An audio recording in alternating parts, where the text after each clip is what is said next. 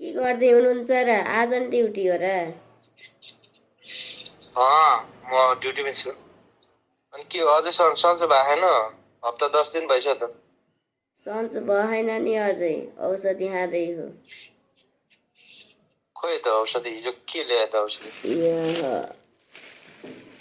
थोरै ल्याएको अस्तिको धेरै थियो, त्यो भ्याएर नि नभए 3 चोटि गरे औषधि। ओहो, खानाकै सट्टा औषधि खाइरहेको छ कि के हो? खाना नि खानु पर्यो नि। खाना मिठै हुँदैन।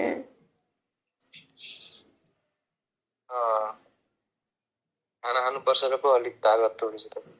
खानै नखाएपछि कहाँबाट तागत हुन्छ? सन्चो भएको मान्छे नि बिमारी हुन्छ। अनि खाना मिठो हुन पर्यो नि त। मुख मिठै होइन। जस्तो भए पनि अलि त खानु पर्यो। औषधि खाने, खाना खाने, घर मिठो जान मिठो हुने। भनेको सन्चो भएन। घर जान भनेको सन्चो भएन। त्यही भएर त अलिक खाना खानु पर्यो, औषधि खानु पर्यो टाइममा।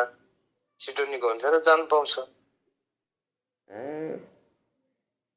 तपाईँलाई सन्चै छ? मलाई ठिकै छ। हो र?